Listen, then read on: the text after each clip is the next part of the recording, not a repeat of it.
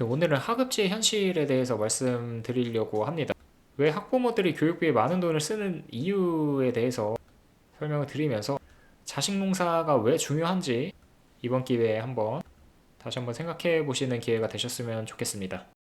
일단 학부모들이 교육비에 왜 그렇게 많이 돈을 쓰는지, 특히 우리나라가 그렇죠.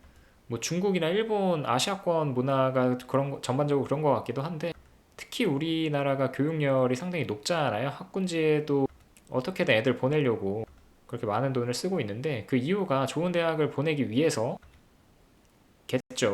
근데 제가 생각했을 때는 그거보다 더 중요한 것은 아이의 올바른 인격을 형성시키게끔 하려고 라고 생각합니다.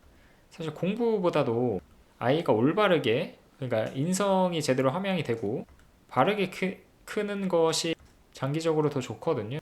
저는 그래서 이제 학군지 가라고 권하고 있는 편입니다. 단순히 당신의 아이의 성적을 위해서 가라는 게 아니고요. 올바르게 키우기 위해서 학군지에 가라고 얘기를 하고 있습니다. 학업지 한번 보시면 아이들이 어떨 것 같으세요? 학업지를 경험을 하고 계시거나 하셨거나 그런 분들은 잘 알고 계실 텐데, 저도 비학군지에서 자랐기 때문에 예전에 설명을 드린 적이 있었어요, 영상에서. 현실에 대해서 잘 알고 있는데, 학업지의 아이들이 어떻냐면요. 한번 볼게요. 서로 얼굴 평가해주는 방이라고 합니다. 뭐 누가 사진을 올렸나 봐요. 그런데 도라르반 같네요. 누구예요? 그랬더니 전데요. 아, 죄송합니다 하고 막 웃는 거예요. 그러니까 이제 사진을 올린 사람이 이렇게 욕을 하죠. 그러니까 욕이 아주 자연스러워요. 15살이라고 하는데. 그래서 처음에 얘기했던 사람이, 근데 왼쪽 사람은 누구냐, 일본 원숭이 닮았다라고 이렇게 조롱을 하는 거예요. 또 그때 왼쪽이 나다. 그리고 또 욕을 하죠. 다시 욕으로 받아칩니다. 그래서 뭐 도저히 칭찬을 못하겠다, 칭찬방인데 도저히 칭찬을 못하겠습니다, 거짓말하고 싶지 않아서 죄송합니다 하고 나갔습니다. 그래서 또 욕을 하죠. 이게 보통의 상급지에서, 그러니까 정상적으로 자란 아이들이 이런 식으로 대화를 하지 않습니다. 뭐 개중에 몇 명은 좀 희한한 애들도 있겠지만 평균적으로 보자라는 거고요. 중학생인데도 이렇게 욕이 굉장히 자연스럽게 나오고 남을 이제 조롱하고 멸시하고 그러는 거는 기본이고요. 이런 아이들과 내 아이가 같이 자란다고 하면 이런 영향을 당연히 받겠죠. 근데 뭐 여기까지는 뭐 귀엽다고 생각하는 분들이 계실 수 있어요. 그러니까 이 정도는 뭐 애교지라고 생각하시는 분들이 있을 수 있기 때문에, 그럼 좀 한번 자세히 보겠습니다. 너 뭐 땡땡초 아영이 맞지? 했는데 뭐 안녕하세요 했어요. 그래, 나 지희야, 알지? 네, 안녕하세요.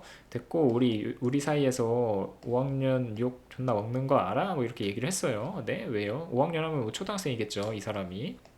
뭐 개념이 기억이랑 같이 있냐 뭐 이러면서, 공구 애들 요즘 틴트 바르고 키르시가 뭔진 모르겠는데, 뭐 키르 브랜드인가 뭐 그런 거겠죠. 뭐 있고 살살 기어오르는 거 개 역겨운데 어떻게 생각하니. 그러니까 초등학생한테 이렇게 얘기를 하는 거, 얘는 그래봤자 초등학교 6학년이거나 중학생일 거거든요. 그러니까 지금 워딩 하나하나가 되게 초등학생 중학생이라고 생각하기 어려울 만큼 상당히 저렴해요. 그랬더니 일단 죄송하다고 했어요. 그래서 뭐 죄송할 짓을 왜 하냐. 그래도 또 죄송하다고 했어요. 지금 6학년들도 5학년 때 뭐 화장하면 잡혀서 찍혀서 하는데 요즘에 진짜 싹 다 미친 거냐? 라고 이렇게 얘기를 해요. 그랬더니 다시 죄송하다고 합니다. 틴트 안 하겠다고 해요. 그때 다시 틴트가 문제냐, 뭐 뇌 없냐, 네 친구 한슬이도 팸 보니까 바로 알고 사과하던데 5학년밖에 안 된 애들이 키르시 뭐 입고 다니냐, 왜 깝치냐, 뭐 이러면서 얘기를 해요. 죄송하다고 하는데도 계속 꼽을 주죠. 그랬더니 몰랐다 죄송합니다 했는데, 모르면 끝이냐, 왜 그런 거 쳐입고 다니냐, 선배들 안 입는 거 안 보여? 눈가를 체리랑 바꿔줄까, 뭐 이런, 진짜 난생 전 진짜 처음 듣는 표현이거든요. 이런 눈가를 체리랑 바꿔줄까라는. 참 기가 막히죠. 뭐 선배들도 안 입는 거 안 보여? 뭐 눈가를. 네, 아무튼 그러니까 키르시 같은 거 깝치면서 옷 입지 마라 진짜로, 뭐 마지막으로 경고한다. 그래놓고 내일 그 압수를 한대요. 내일 졸업하기 전까지 압수한다니까, 얘는 6학년인 것 같아요. 졸업을 한다고 하니까. 그러니까 지금 6학년이 5학년한테 지금 이렇게 내리갈굼을 하고 있는 거거든요. 굉장히 자연스럽게 욕을 하면서 뭐 이런 신기한 표현들도 하면서 마지막에 사랑해라고 해요. 그러니까 정신이 되게 왔다 갔다 하는 이런 아이들이 내 아이와 같이 어울린다라고 하면 혹은 괴롭힘을 당한다고 하면 영향을 상당히 많이 받을 거예요. 물론 상급지에 이런 아이들이 없으란 법은 없고 하급지에 이런 애들만 있으란 것도 아니거든요. 근데 비율적으로 봤을 때 하급지에 이런 애들이 상당히 많고요. 물론 상급지에도 있지만 그 비율을 보자는 거예요, 비율. 그러니까 내 아이가 이런 아이들과 안 어울리게 하기 위해서 다들 그 비싼 돈 주고 학군지로 어떻게든 가려고 하는 거거든요. 네, 이제 그만 알아봅시다. 뭐 정신이 이상해지는데 저도. 만약에 내 딸이 학교에서 일진들한테 저렇게 당하고 있다면 어떨 것 같으세요? 학교 어느 순간 안 가겠죠? 그러니까 그런 딸을 보고서 어떤 생각이 드실 것 같습니까? 내 딸이 학교에 안 가거나 아니면 좀 우울해 보이거나 뭐 기분이 나빠 보이면 물어보겠죠. 학교에서 무슨 일 있니? 라고. 그럼 100이면 100 이렇게 대답을 합니다. 아무 일도 없어요. 아이도 무섭기 때문에 학교에 무슨 일이 있어도 괴롭힘을 받거나 뭐 이런 상황이 있어도 절대 얘기하지 않아요, 부모님한테. 왜냐면 우리 어렸을 때 생각해보면 되거든요. 괜히 이런 거 얘기했다가 부모님이 또 어떻게 학교에다가 얘기해서 내가 또 그 애들한테 보복을 당할 수도 있기 때문에 그런 두려움 때문에 얘기를 못하는 경우가 상당히 많고요. 아니면 부모님이 오히려 많이 걱정하실까봐 그래서 얘기를 못하는 경우도 많고, 어쨌든 그냥 아무 일도 없다고 하고 넘어가려고 합니다. 거의 100이면 100이 이래요. 솔직하게 얘기해주면 되게 고마운데 그렇게 얘기하는 아이들이 진짜 거의 없어요. 그럼 부모님은 계속 모르는 거고요. 빨리 눈치채고 무슨 일이 있는지 알아야 되는데 알기가 참 힘들 수도 있어요. 그래서 저는 부모의 자격은 뭐라고 생각하냐면, 아이들에게 내가 재산은 못 물려줘도 올바른 환경만이라도 제공해 주는 게 적어도 부모로서의 자격이라고 생각을 합니다. 그러니까 내가 돈을 많이 못 모았어요. 그래서 너한테 물려줄 재산은 없지만 너가 올바르게 자라게끔, 저런 아이들한테 영향을 안 받게끔 그런 환경이라도 마련을 해주는 거, 그것만큼은 부모로서 반드시 해줘야 되는 역할이라고 생각을 하고요. 그게 학군지이면 좋겠지만 또 학군지가 보내는 게 한두 푼인가요, 그게? 뭐 그래도 올바르게 괴롭힘 안 받고 인격적으로 잘 형성이 될 수 있게끔 서포트하고 지원해주는 게 우리의 역할이라고 생각을 하고요.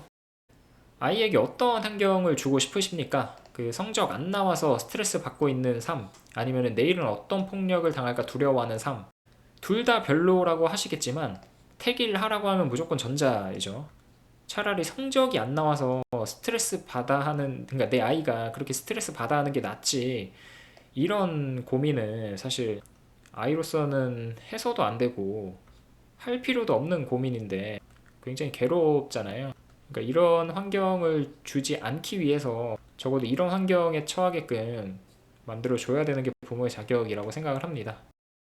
뭐 빌라촌, 똥통 하급지일수록 이런 아이들이 많기 때문에 학군지에 무조건 가야 된다라는 거고요.